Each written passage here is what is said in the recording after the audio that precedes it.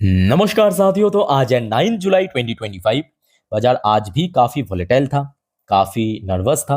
जहां पे Nifty 50 closing दिया 25,500 के नीचे आके अगेन 25,476 पॉइंट पे, लगभग 0.18% गिरावट के साथ। देखिए आज भले ही गिरावट उतना ज्यादा ना हो परसेंटेज वाइज, बट आज का क्लोजिंग दोस्तों बिल्कुल ही अच्छा नहीं हुआ, क्योंकि 25,500 को होल्ड करना जरूरी था, जो कि आज नाकाम रहा। बहुत सारे टॉपिक है, बहुत सारे लेटेस्ट अपडेट है, खास करके ट्रेड डील, टैरिफ के ऊपर आगे हम एक एक करके चर्चा करेंगे। बट सबसे पहले दोस्तों आज बाजार की थोड़ा सा एनालिसिस करते हैं। तो कल रात की 10:30 की वीडियो दोस्तों, मैं आपको हर रोज रात की तरह कल भी कुछ लेवल्स एंड सपोर्ट की बात मेंशन किया था। सबसे पहले निफ्टी 50 के लिए कहा था कि देखिए निफ्टी 50 के लिए अभी बहुत ज्यादा तेजी की जरूरत भी नहीं है और उम्मीद भी मत करना, ठीक। प्रेजेंट सिचुएशन को बेस करके अगर 25,500 को होल्ड भी कर गया ना, तो वो भी एनफ है।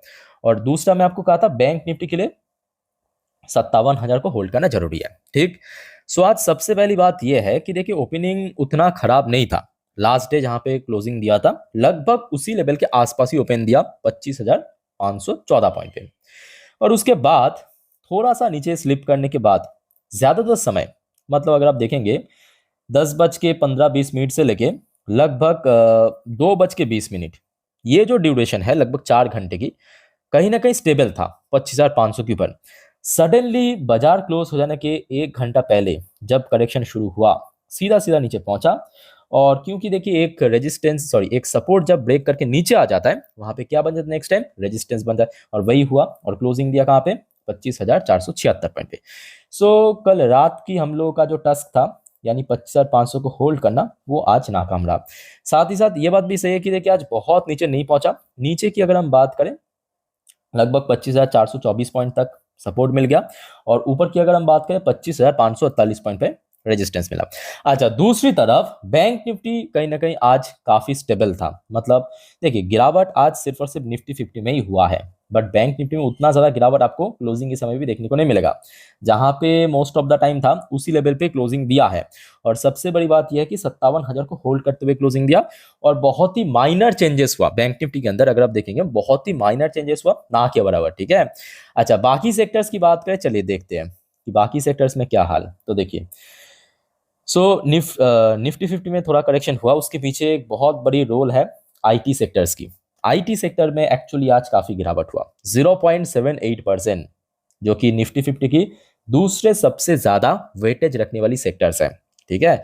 इसके अलावा फार्मास्यूटिकल सेक्टर, जो कि आज बहुत ज्यादा फोकस में था, अनफॉर्चुनेटली, अनफॉर्चुनेटली बोलना एक्चुअली गलत होगा, फॉर्चुनेटली ये आज पॉजिटिव में क्लोजिंग दिया।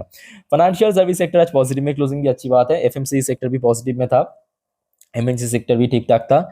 सर्विस सेक्टर थोड़ा वीक था, एनर्जी सेक्टर में भी थोड़ा वीकनेस था। रियलिटी सेक्टर में आज काफी गिरावट हुआ, लगभग 13% के आसपास। बाकी पीएसयू बैंक, पीएससी सेक्टर थोड़ा थोड़ा कमजोरी था। कंजप्शन सेक्टर भी ठीक ठाक था, ऑटो सेक्टर भी आज ठीक ठाक ही था। मेटल सेक्टर में दोस्तों खास करके काफी गिरावट हुआ, मेटल सेक्टर में भी काफी रीजन है, ठीक है। मीडिया सेक्टर की बात करें थोड़ा वीक था, सीपीएस सेक्टर पॉजिटिव था। तो ओवरऑल बात करें, आज बाजार देखिए सीरियसली काफी वॉलेटाइल था, और शुरू से लेके क्लोजिंग तक कहीं ना कहीं बहुत बड़ा कोई, मतलब कोई मेजर चेंजेस हमें देखने को नहीं मिला। और जहां पे ओपन हुआ था लगभग उस लेवल के आसपास ही कहीं ना कहीं क्लोजिंग दे दिया, ठीक है। अच्छा, अब चलिए एग्जैक्ट जो न्यूज आया है उसके ऊपर आपको मैं लेके चलता हूं। सबसे पहले दोस्तों, कल रात की कुछ घटना मैं आपको पहले रिमाइंड कराने की कोशिश करूंगा। कल रात में हम लोग ये देखे थे कि कल यूएस और इंडिया के भीतर कुछ ना कुछ ट्रेड डील से रिलेटेड अपडेट आना था officially.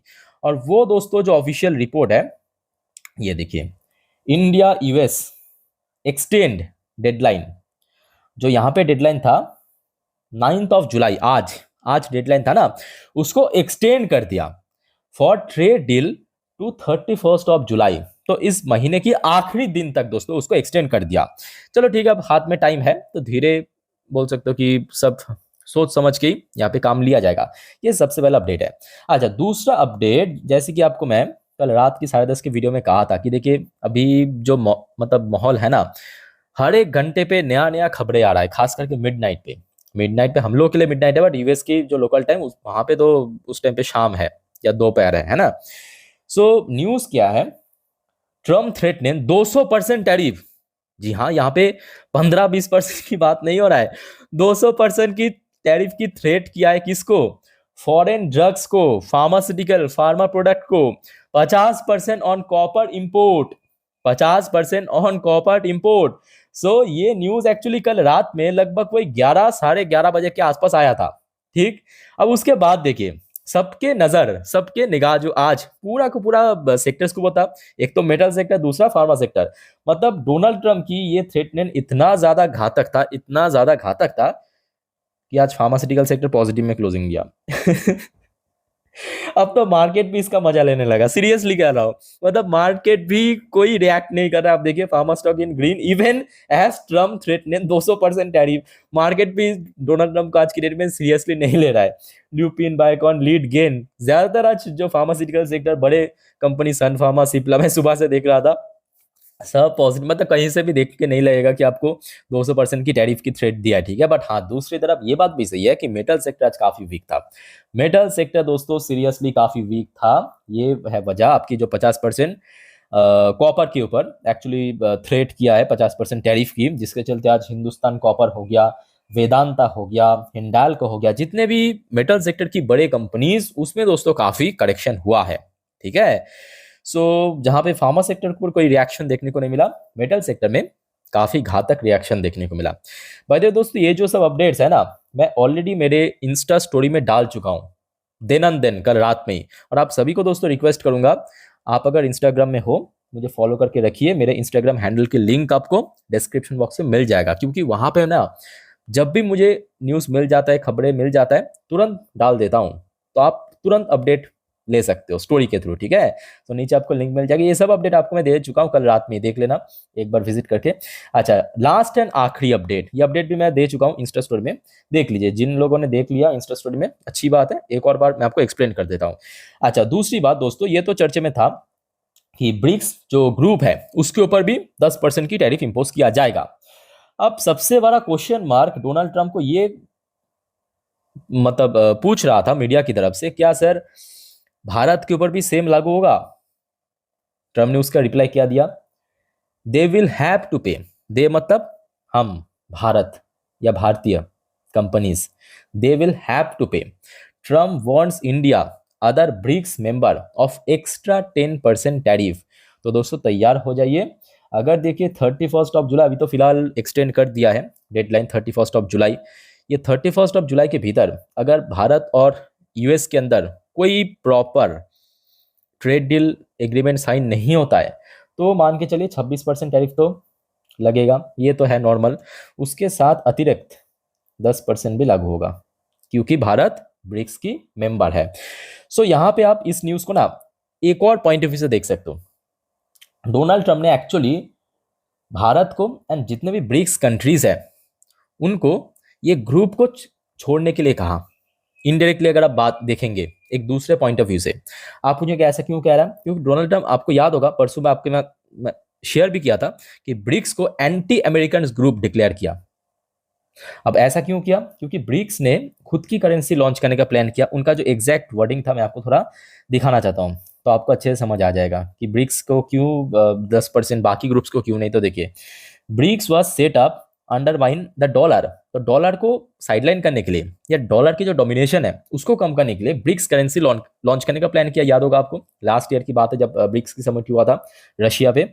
If they are member BRICS they have to pay 10% tariff. तो ये इनका एग्जैक्ट वर्ड था। अगर कोई ब्रिक्स की मेंबर है तो उनको एक्स्ट्रा प्रॉपर्ली में मेंशन किया कि उनको एक्स्ट्रा करके एडिशनली 10% टैरिफ देना ही पड़ेगा।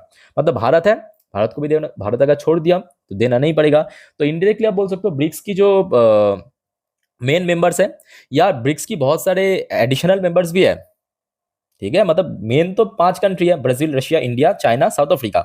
इसके अलावा बहुत सारे दोस्तों और भी कंट्रीज है, ठीक है, ब्रिक्स में। तो उनके ऊपर भी ये थ्रेटन दिया कि भाई आप ब्रिक्स को ज्वाइन मत करो, ठीक है। और साथ में क्या क्या, ये देखिए, the dollar is king, we are going to keep they that way, if people want to challenge it they can, कर सकता है, but they will have to pay. तो उनको एक बहुत बड़ा जो मतलब प्राइस जो है चुकाना पड़ेगा। I don't think any of them are going to pay that price. ये इनका एग्जैक्ट वर्डिंग था। तो आप समझ सकते हो कि मामला काफ़ी हद तक कॉम्प्लिकेटेड हो चुका। लेट्स सी कि भारत का इसमें स्टैंड क्या होता है, और जो भी होगा अपडेट दोस्तों मैं आपको टाइम टू टाइम दे दूंगा, डोंट वरी। आज आगे बढ़ते हैं, और भी कुछ इंपॉर्टेंट टॉपिक है। जैसे कि देखिए, डॉ जोन्स की पोजीशन कल रात में काफ़ी वीक था। नैस्डैक की पोजीशन भी कुछ खास नहीं था, जबकि कल रात की 10:30 की वीडियो में रिकॉर्ड करा था, नैस्डैक काफ़ी हद तक पॉजिटिव था। अच्छा, आज सुबह सुबह अगर हम बात करें तो डॉ जोन्स की पोजीशन थोड़ा सा नेगेटिव ओपन हुआ था, बट उसके बाद एकदम से रिकवरी चल रहा है। यूएस में अभी लोकल टाइम सुबह के 6:35 डॉ जोन्स की फ्यूचर लगभग 0.25% पॉजिटिव में आ चुका है। अच्छा, नैस्डैक की फ्यूचर्स की अगर हम पोजीशंस को देखें तो लगभग 0.20% पॉजिटिव में, तो मतलब आज रात में कहीं ना कहीं यूएस मार्केट एक ठीक ठाक ओपनिंग दे सकता है, पॉसिबिलिटी है, ठीक है। अच्छा, इंडियन करेंसी यहाँ पे इस मामले में मैं कहूँगा बहुत अच्छी बात है कि भारत की करेंसी में लास्ट 4 से 5 ट्रेडिंग डे से कोई बहुत बड़ा चेंजेस नहीं हुआ, ठीक है। अच्छा, उसके साथ साथ देखिए लास्ट डे ओवरऑल बात करें एफआईएस की एक बहुत ही छोटा आउटफ्लो हुआ है 26 करोड़ के आसपास, बट ये बहुत बड़ा अमाउंट भी नहीं है। सो ये तो कल का अपडेट है, 8 जुलाई की अपडेट। अब देखना पड़ेगा कि आज क्या होता है। सो ये अपडेट भी मैं आपको इंस्टाग्राम स्टोरी में दे दूंगा, और आज रात की दोस्तों 10:30 की वीडियो में आ जाएगा, ठीक है। और दोस्तों आगे बढ़ने से पहले आप सभी को रिक्वेस्ट करूंगा, अगर आपने चैनल को अभी तक सब्सक्राइब नहीं किया ना, बहुत लोग मिस कर जाते हैं, ठीक है, तो सब्सक्राइब करके जरूर रखिए। और याद रखना, ट्रेड डील से रिलेटेड, टैरिफ से रिलेटेड कभी भी कुछ भी अपडेट आ सकता है, सब अपडेट मैं आपको आज रात की 10:30 के वीडियो में दे दूंगा, मिस मत करना वो वीडियो। साथ में नेक्स्ट डे मार्केट प्रेडिक्शन, आप समझ सकते हो कि कल निफ्टी की वीकली एक्सपायरी भी है ना। अच्छा, अब चलिए फटाफट देखते हैं कि आज एशियन पैसिफिक बाजार की क्या हाल था। जापानीज मार्केट आज काफी बढ़िया पॉजिटिव में क्लोजिंग दिया। चाइनीज मार्केट में आज थोड़ा करेक्शन हुआ, मतलब बहुत ज्यादा नहीं, इंडियन मार्केट की तरह ही एक छोटा मोटा करेक्शन हमें देखने को मिला, ज्यादातर इंडेक्स नेगेटिव में क्लोजिंग दिया। हांगकांग की मार्केट में भी आज करेक्शन हुआ है। साउथ कोरियन कॉस्पी वगैरह आज ठीक ठाक की क्लोजिंग भी। इंडियन मार्केट भी आज लगभग 1 घंटा पहले ही थोड़ा सा ड्रॉप हुआ है क्लोजिंग के। ताइवानिश मार्केट भी आज बढ़िया था। ऑस्ट्रेलियन मार्केट भी वीक था, खचरे को साइड। न्यूजीलैंड मार्केट भी आज थोड़ा बहुत वीक था। मलेशियन मार्केट आज फ्लैट था। सिंगापुर मार्केट भी ठीक ठाक था। थाई मार्केट में आज थोड़ा सा करेक्शन हुआ है, ठीक है। तो ओवरऑल बात करें आज एशियन पैसिफिक बाजार की सेंटिमेंट एग्जैक्टली सेम डायरेक्शन में नहीं था, कुछ मार्केट पॉजिटिव में था, कुछ मार्केट नेगेटिव में था, कुछ मार्केट फ्लैट था, ठीक है। सो दोस्तों अभी तक की जितना भी अपडेट है आपके साथ मैं ऑलरेडी शेयर कर चुका हूँ, अच्छे से एक्सप्लेन कर चुका हूँ। फिर भी आपका कोई डाउट्स है, कंफ्यूजन है, या आपको कोई शेयर्स के बारे में आज के पूछना है, जानना है मेरे से, कमेंट करके बताइए। नेक्स्ट कुछ वीडियो में दोस्तों और भी बहुत सारे इंपॉर्टेंट टॉपिक के ऊपर हम डिस्कशन करेंगे, वीडियो अपलोड करेंगे। सो एक के बाद वीडियो आएगा, मिस मत करना एक भी update. Stay connected with channel को सब्सक्राइब करके रखिए। फिलहाल दोस्तों इस वीडियो को वाइंड अप करता हूँ, मिलते हैं नेक्स्ट वीडियो में। टेक केयर, बाय बाय, जय हिंद।